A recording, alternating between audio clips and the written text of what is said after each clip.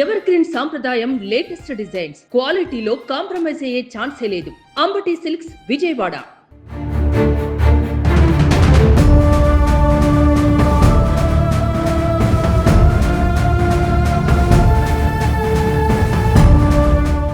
సుమారు 1:45కి జరిగింది. దానికి ఒక 10-12 నిమిషాల ముందు మేము పైకి వచ్చి చూస్తే లోపల మంటలు వస్తున్నాయి.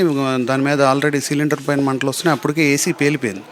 ఏసీ పేలిన తర్వాత కింద సిలిండర్ ఉంది. ఆ సిలిండర్ మీద గుడ్డ ఉంటే ఆ గుడ్డ అన్నీ ఫైర్ అయ్యి సిలిండర్ కాలుతుందని చెప్పి నీళ్లు పోద్దాం అనుకున్నాం. కానీ ఆ నీళ్లు పోయటం కన్నా ఇసుక వేయాలి, అవన్నీ కిందకి వెళ్ళి తీసుకుందామని కిందకి వెళ్ళాం. కానీ కింద ఉన్నవాళ్ళు అది ఎప్పుడైనా పేలుతుంది, వద్దు మీరు వచ్చేసేయండి అన్నారు. మేము కిందకి వెళ్ళిన ఒక 12-15 నిమిషాల మధ్యలో తర్వాత ఈ కిందకి వెళ్ళినప్పుడే ఫైర్ ఇంజన్కి చేసాం. ఫైర్ ఇంజన్ చేస్తే ఫైర్ ఇంజన్ వాళ్ళు వచ్చారు.